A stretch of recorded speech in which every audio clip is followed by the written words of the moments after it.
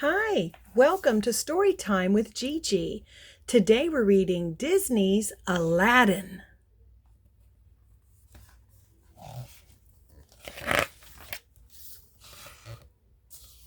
Disney Princess.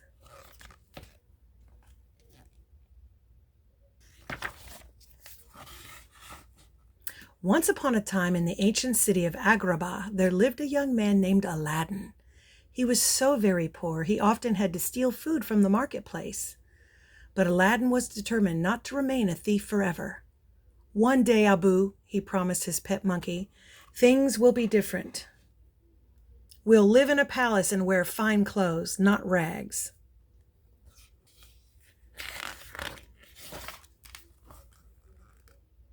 Meanwhile, in the Sultan's luxurious palace, time was running out for the beautiful Princess Jasmine. The law says you must marry a prince before your next birthday, the Sultan said. There are only 3 days left for you to choose a husband.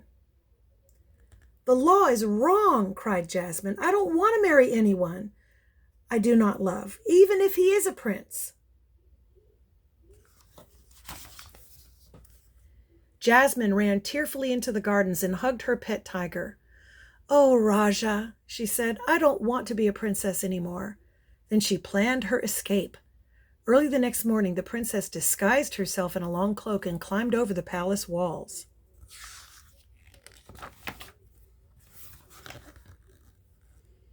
Jasmine made her way through the busy marketplace. Seeing a hungry child, she picked up an apple from a stall and gave it to him. The princess did not know that she had to pay the fruit seller. Stop, thief! Shouted the man, running to grab the princess. But Aladdin, who happened to overhear, jumped to Jasmine's rescue. He led her to the rooftop where he and Abu lived. As he gazed at the beautiful young girl, he knew he was falling in love.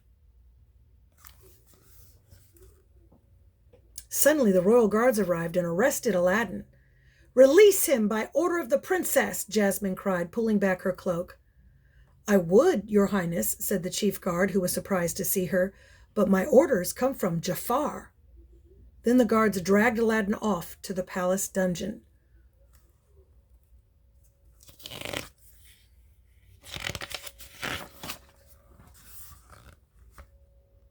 Now Jafar was the Sultan's most trusted advisor, but unknown to the Sultan, he was plotting to take over the throne.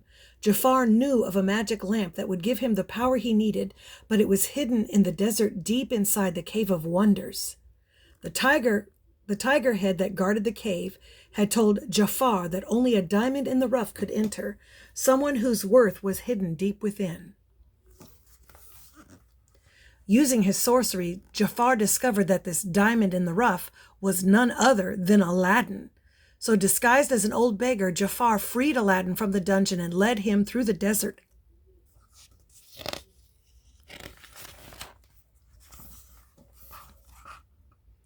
Promising great wealth, Jafar persuaded Aladdin to enter the cave and get the lamp for him. The fearsome tiger head warned them to touch nothing but the lamp. Inside the first chamber, Aladdin and Abu met a friendly magic carpet who showed them where to find the lamp. But just as Aladdin picked it up, Abu caught sight of a magnificent jewel. Forgetting the warning, Abu quickly snatched up the jewel. At that very moment, the walls of the cave began to collapse and the floor gave way. Aladdin, Abu, and the magic carpet were trapped.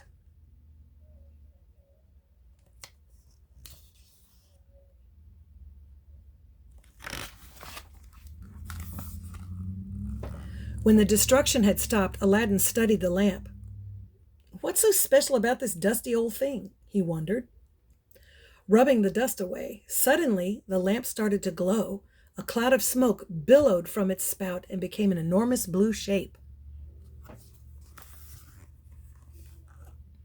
I am your genie, direct from the lamp, said the creature. To prove his powers, he got Aladdin and his friends out of the cave and offered him 3 wishes.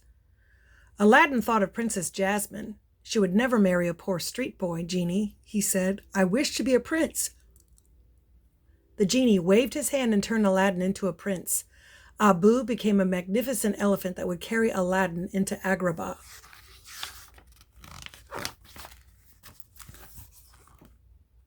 Calling himself Prince Ali Ababwa, Aladdin marched towards the Sultan's palace in a grand procession.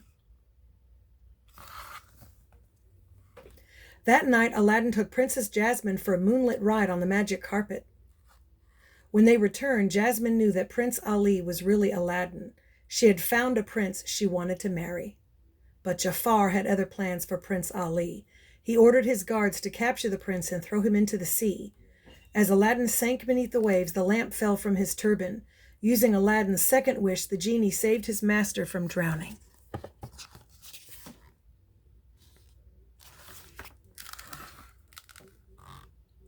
Back at the palace, the wicked Jafar had hypnotized the Sultan using his magic staff. "You will marry Jafar," the Sultan ordered Jasmine. "Never!" cried Jasmine. "Father, what's wrong with you?" "I know," said Aladdin, bursting into the room. He snatched the staff from Jafar and smashed it to pieces. At once, the Sultan snapped out of his trance. Jafar fled, but as he left, he glimpsed the magic lamp peeking out from Aladdin's turban.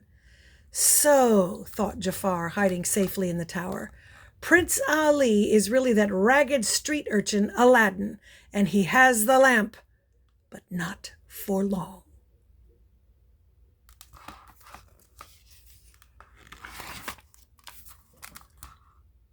The next morning, Jafar's cunning parrot, Iago, flew silently into Aladdin's room and stole the lamp. "At last!" Jafar cried. "I am your master now." He rubbed the lamp and watched the genie appear.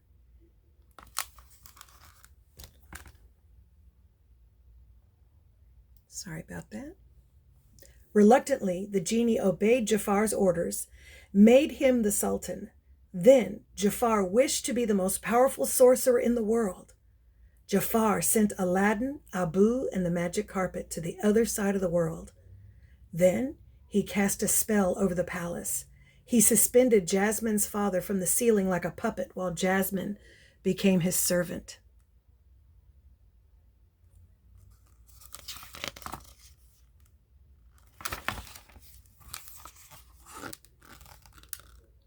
Finally, when Aladdin returned to the palace thanks to the magic carpet, Jafar turned his attention to him. Aladdin bravely took up a sword and challenged Jafar to a fight. In reply, the evil sorcerer conjured up a flaming wall of fire and turned himself into a huge, terrifying cobra. Jafar raised his head to strike Aladdin. "Did you think you could beat the most powerful being on earth?" he snarled. Aladdin thought quickly of a way to trick Jafar. "The genie has much more power than you," he teased. The power-mad sorcerer knew that Aladdin was right. "Genie," he said, "my final wish is to be the most powerful genie of all."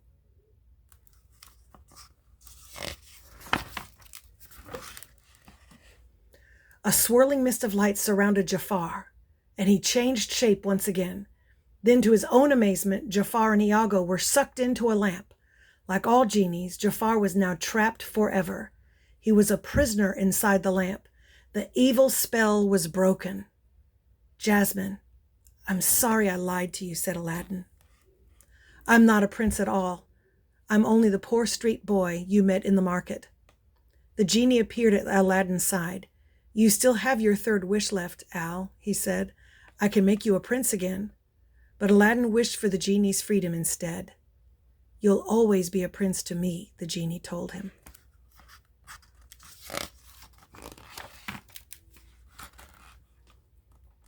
"That's right," the Sultan agreed. "You've proved your worth as far as I'm concerned. What we need is a new law. I decree that from this day the princess may marry whomever she chooses." "I choose Aladdin," Jasmine cried. At last, the princess had found the prince of her dreams.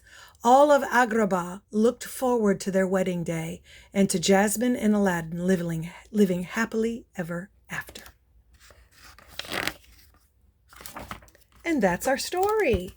I hope you liked it. Make sure that you like and subscribe and share with your friends. Bye until next time.